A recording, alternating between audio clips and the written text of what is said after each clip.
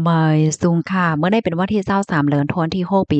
2026ในตอนได้เฮาก็มารับถ่วมด้วยข่าวงาวขึ้นตึกลง2จั้นกวนปังลงมาเต็งใส่ก้นดูเสียงหนึ่งก็ยก็เลยรับรองตั้งเจี๊ยบเลยค่ะปยก็เข้ามาถ่วมด้วยสายงายเงาลายอันไหนว่าขึ้นตึกนั่นมันติกวนปังว่าจังไหนเนี่ยอ่อนตั้งเปิ้นได้ก็เข้ามาถ่วมด้วยข่าวงาวก่อนเนาะนี่ก็เต็นเลยว่าเป็นข่าวงาวตีก้นตั้งนำตั้งหลายอ่อนกันสนใจยก็อ่อนกัน ไม่ใจว่าอยู่ข้างไผข้างมันลองตั้งได้ก็เป็นก่อนเมื่อวันที่20เดือนธันวาคมที่6ปี2026เข้ายามโหค่ำเนาะ4:52ถึง4:57ในค่ะมีเฮิรนตึกหลังหนึ่งเนาะเป็น2จั้นจึงเฮาหันติในแคบหางแนวค่ะมีไว้อยู่หิมห้อมตั้งแผหมอมีเส้นทางเจริญกรุงพระราม4หิมจำวัดไตรมิตรศาลเจ้าเฮงเจี้ยเนี่ยค่ะ ไล่เกิดขึ้นเปิงเป็นโครงสร้างแผ่นปนที่หิมห้อม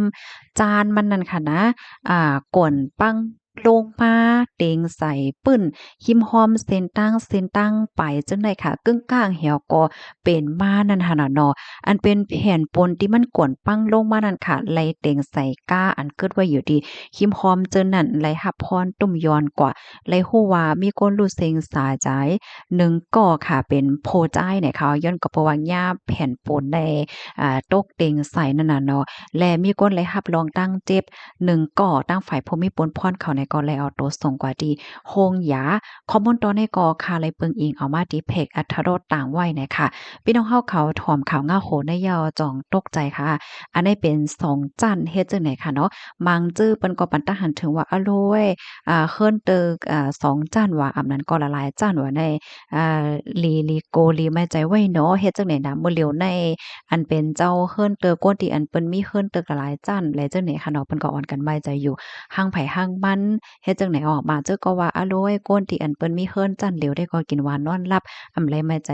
ลองแนวเนาะเฮ็ดจั่งใดนะฝ่ายหนึ่งก็เพราะว่าเฮิรนหลายจั้นได้เพราะว่ามันเป็นเพแผ่นดินไหวมากก็ซ้ำไลไม่ใจเที่ยงว่าสังว่าเจ้าไหนเฮ็ดไหนคะเนาะ อันลีตกอกตกใจแทงอันหนึ่งอันขย้อนลาในพี่น้องเฮาค่ะในเป็นสองจังโฮค่ะปื้นดีดีในค่ะนะเมื่อพ่องเหลินโทนที่หนึ่งติพ่นมานั่นข้าวใส่หมอหอมในก็ไล่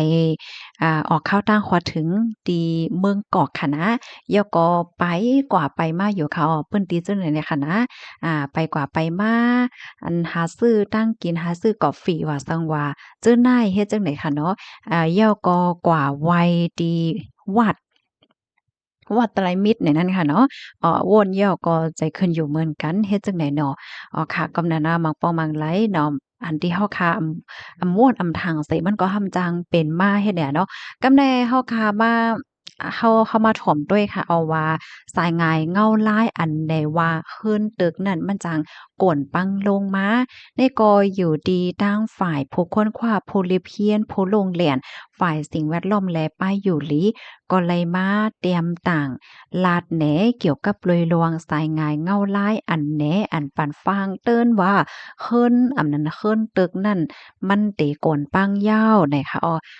อนหน้าที่มันเตกวนปังลงมานั่นมันก็เตในฝั่งหางมันอยู่ในว่าก้อยกะว่ามันเจอก็เตฟังหันแม่นมันเจอก็ฟังหันแม่นมันเจอก็เตหันแม่นอยู่ก้อยกะว่าบ่สนใจในนั้นน่ะนะ อ่าเพราะว่าเป็นข่าวจังไหนย่อแต่ว่นว่าเปิ้นก็ได้ออนกันสนใจกันเย้าเฮ็ดจังเนี่ยเนาะโดยอย่างเปิงแต้งสายงานเงาลายมันได้ก็มันเต็นแหนมันได้มีคอยจัดค่อยจัดค่ะนะ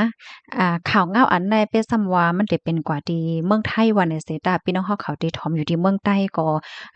เอามาเป็นตอนสอนย่อก็เอามาเป็นคอฟังก่อนเลยอยู่ค่ะนะก็ฟังด้วยค่ะเนาะที่เฮิรนเจ้าเก่าที่เฮิรนเติกตัวเจ้าเก่านั่นจ่องมันมีคอยจัดจังเนี่ยเนาะมันออนนาที่มันได้กวนปังได้มันเต็นในฟังหางเหมือนจังว่ามีคอยจัดว่าย่อก็ปึ้นอำนั้นก็เหนอ เนอเพดานในค่ะนะมันเตมีรองเหมือนจังหนังว่าเกิ้งลงไว้ให้ไหนน่ะนะอ่าฟังด้วยค่ะเนาะว่ากูปอกเหมือนเกิ้งเหี่ยงบ่เหลียวมันเกิ้งเฮ็ดจังเนี่ยแล้วก็ผามันในไกลมาอืม